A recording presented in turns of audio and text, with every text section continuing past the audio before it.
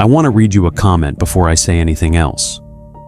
Someone watching one of our earlier videos on this case wrote, "They kept them out of school and moved on purpose. Those are planned actions that require competency." That's it. That's the whole comment. No legal training behind it as far as I know. No forensic psychology background. Just someone sitting with the facts of this case and arriving at a conclusion that, honestly, I haven't been able to stop thinking about since I read it. Because here's the thing.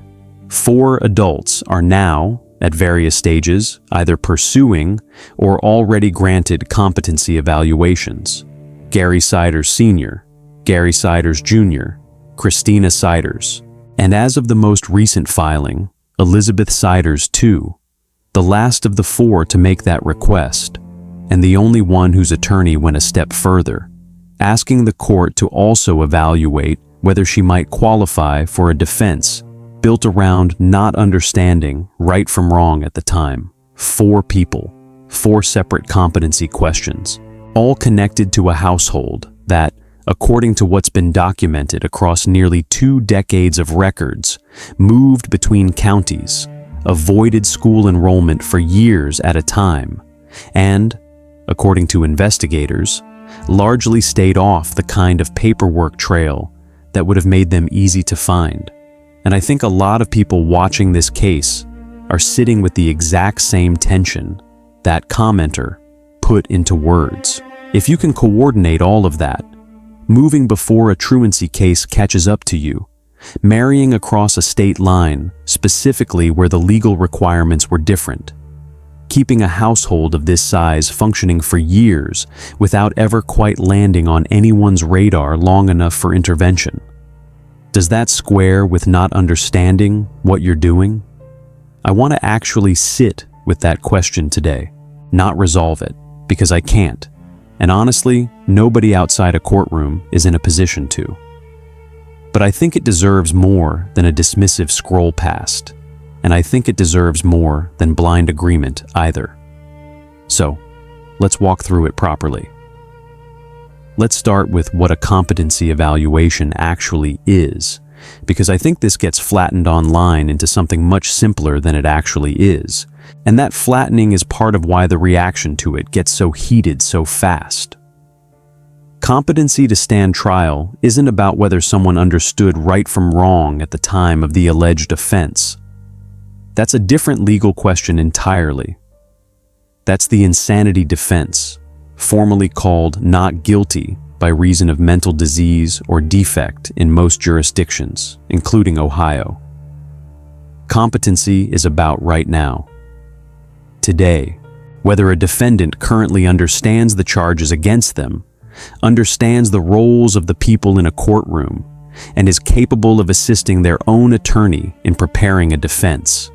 Those are genuinely different questions, and I think a lot of the frustration people feel, including, I think, the frustration behind that comment I read at the start, comes from those 2 things getting blurred together in how this case has been covered and discussed. Gary Siders Sr.'s competency request, for what it's worth, has a documented basis that's separate from anything about planning or premeditation. His attorney told the court he showed significant confusion about the legal proceedings themselves, struggling to answer basic questions about his own situation. He was hospitalized after a fall around this same period. There's a medical thread there that exists independently of whatever happened at that house. Gary Siders Jr.'s attorney filed for the same kind of evaluation and asked the court to seal it, citing what he described as highly sensitive mental health information. Christina Siders followed with her own request. And then Elizabeth.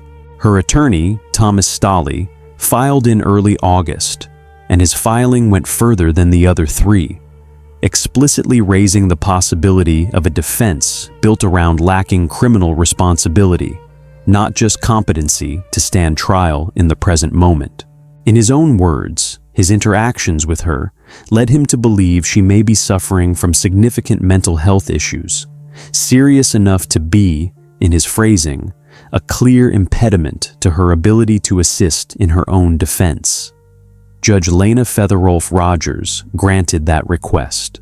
The evaluation is being handled by Ohio's Forensic Diagnostic Center of District 9, and as of when this is being put together, the examiner has 30 days from August 10th to complete the assessment and report findings back to the court. So that's where things stand, procedurally. 4 requests, 1 already granted with a documented medical basis behind it, 3 others in various stages, with varying levels of detail publicly available about the reasoning behind them. Now let's talk about the pattern your comments are pointing at, because I think it's a real pattern, and I think it deserves to be laid out clearly rather than gestured at vaguely. Elizabeth Siders married Gary Siders Jr. in March of 2008 in Mason County, West Virginia. She was 15. He was 18. At the time, West Virginia had no minimum age requirement for marriage, provided a parent consented. Her parents did. I want you to sit with the specific choice embedded in that fact for a second, the way commenters clearly have. They were living in Gallia County, Ohio, at the time, 2 houses apart, according to records first reported by WowK 13. Ohio, in 2008, did have age restrictions on marriage that would have made what happened significantly more complicated to arrange there. West Virginia, at that specific moment in its legal history, didn't. So, the marriage happened across a state line, not because West Virginia was where they lived, because West Virginia was where the law made it possible. That's not automatically evidence of calculated planning by everyone involved. A 15-year-old doesn't generally have the legal knowledge or logistical independence to research comparative marriage law across state lines and orchestrate a wedding around it herself. But it is evidence that someone, somewhere in that process, understood the relevant legal landscape well enough to navigate around Ohio's restrictions and toward a jurisdiction where they didn't apply. Whether that someone was Elizabeth, her parents, Gary, or some combination, that's a genuinely open question the case hasn't answered publicly. Now, fast forward. The truancy filings. October of 2021, Gallia County. 6 children. An entire academic year with 0 documented days of school attendance. The filing itself states, in exact legal language, that the children had been absent without legitimate excuse for the entire 2021 to 2022 academic year, an amount in excess of 72 hours, and specifically notes that the parents had already been notified in writing and warned about legal consequences before the formal complaint was even filed. That's the piece I think matters most for the argument your commenters are making. This wasn't a family that simply existed in a gap the system never noticed. The system noticed. It sent written notice. It warned about consequences. And then, according to a second court filing from January of 2022, just 3 months later, the court found that Elizabeth Siders could not be located, her whereabouts unknown, and the case was terminated as a result. 3 months. From written warning to a family the court literally could not find. I think that's the specific detail that makes the calculated evasion argument land as hard as it does for people watching this unfold. Because getting lost by accident and getting lost specifically during the 3-month window between a legal warning and a legal consequence, those look different, even if we can't prove intent from the outside. One is a family that happened to move around a lot. The other is a family that moved, specifically, right when moving mattered most for avoiding a legal outcome. And then there's the geography of it, laid out over the full span of years, which several of you have pointed to directly in comments. Gallia County, an address near Gallipolis, Cheshire. A period investigators believe included time in Wisconsin, and eventually Hamden in Vinton County. the address where all of this finally came to light in June of this year. Each of those moves, according to birth and address records reviewed by outlets like NBC4, roughly lines up with a new child being born in a different county's hospital system. Investigators have said publicly that they believe this family largely avoided creating consistent medical or government records throughout this entire period. That's the pattern. Move before the school notices 6 months of absence. Move before a hospital system starts connecting one birth to the next. Move before a neighbor's questions turn into an actual phone call. I want to be careful here because I think this is exactly where the conversation tends to collapse into something less honest than it should be.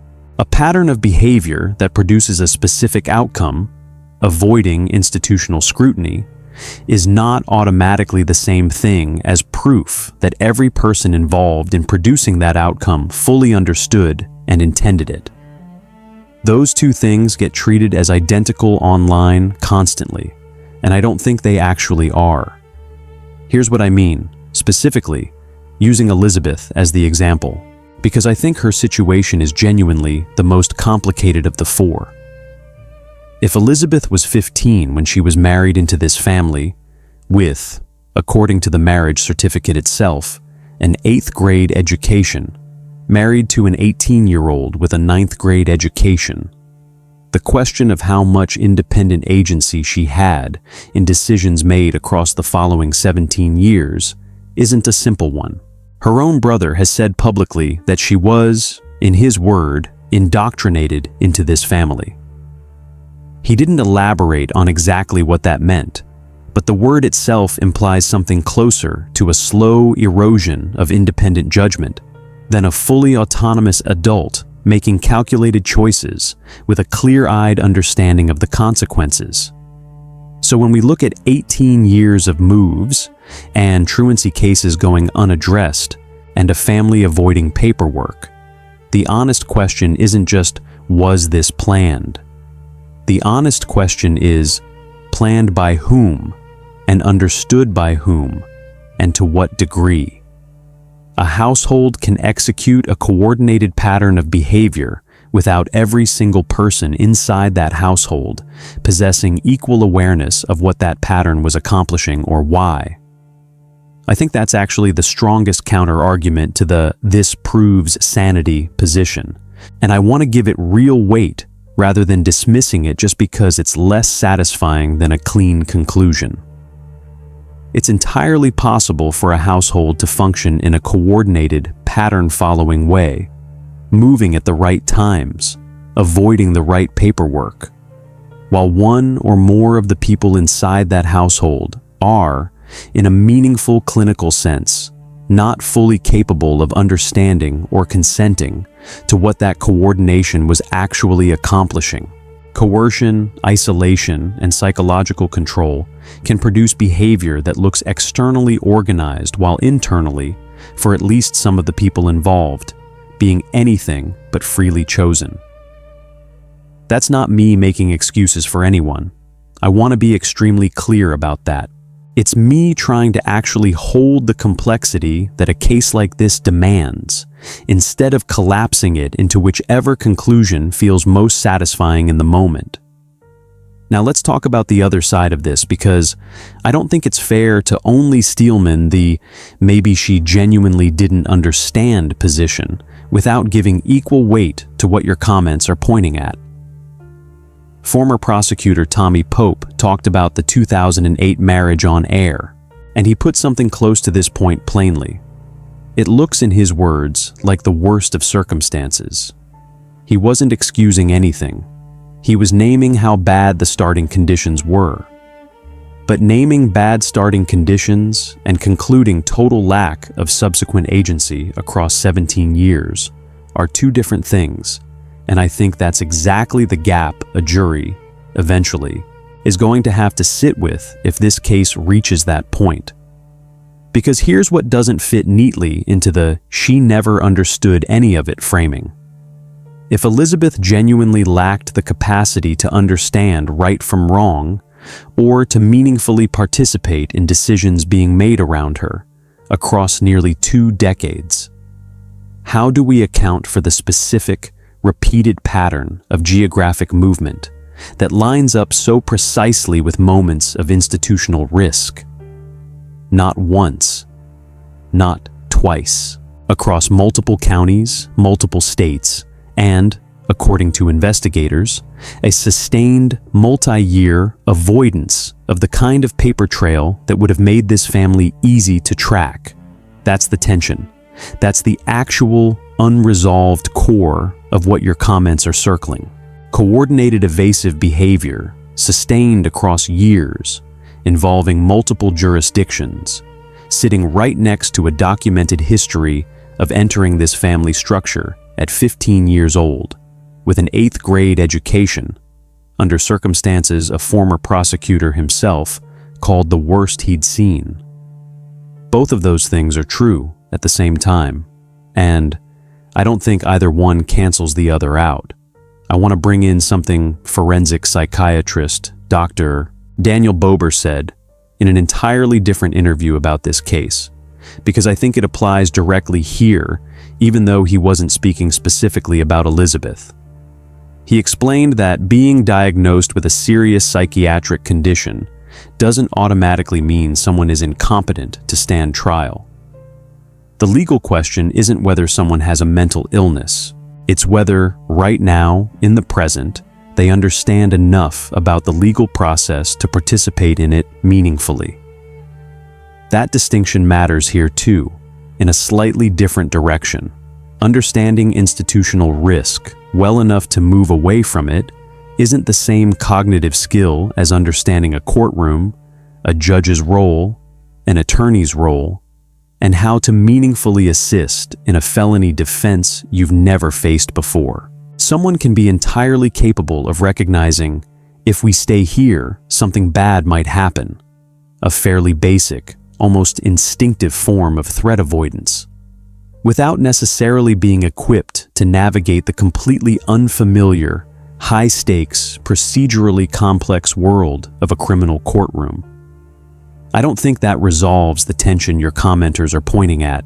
I think it complicates it further, honestly, in a way that makes me suspicious of anyone, including me, who claims to have this fully figured out from the outside.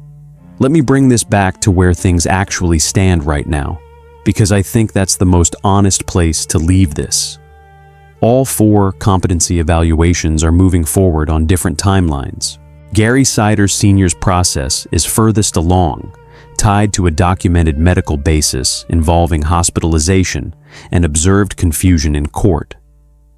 Gary Siders Jr.'s request remains partially sealed. Christina Siders' evaluation is underway, and Elizabeth's, the most legally significant of the 4, given that her attorney raised the possibility of a full insanity-adjacent defense rather than just competency to stand trial, is due back roughly 30 days from August 10th, putting a result somewhere in early September. What happens after that depends entirely on what those evaluations find. If all 4 are found competent, this case proceeds toward trial in a relatively conventional way, with whatever defenses each attorney chooses to build from there. If 1 or more are found not competent, Ohio law allows for treatment aimed at restoring competency, a process that can, depending on the specifics, delay proceedings substantially while that treatment occurs. Nobody has been convicted of anything. I want to end there, the same place I've ended nearly every piece of coverage on this case, because I think it's the sentence most likely to get lost underneath everything else. The theories, the comments, the pattern matching, the legitimate frustration a lot of people are feeling watching this unfold in slow motion. Gary Siders Sr., Christina Siders, Gary Siders Jr., Elizabeth Siders. 4 people, 16 felony counts each, all of whom have pleaded not guilty, and all of whom remain, as a matter of law, presumed innocent until a court determines otherwise. Your comments raise a real, substantive question. Is a household capable of executing years of coordinated evasive behavior actually a household where anyone can credibly claim they didn't understand what they were doing? I don't think that question has a clean, single answer that applies equally to all 4 defendants. I think it might have different answers for different people inside that same house, which is exactly the kind of nuance a jury, eventually, is going to be asked to work through, not us, watching from outside, no matter how carefully we lay the timeline out. I'll keep bringing you what's actually documented, what's actually said on the record, and what's genuinely still unknown, because I think that's more useful to you, long-term, than a conclusion that feels satisfying today, but doesn't hold up once the actual evaluations come back. If you want to keep following this case as those results start coming in, starting with Elizabeth's, due back in early September, subscribe to this channel. We'll bring you what's confirmed, the moment it's confirmed, and we'll keep being honest about what we still don't know.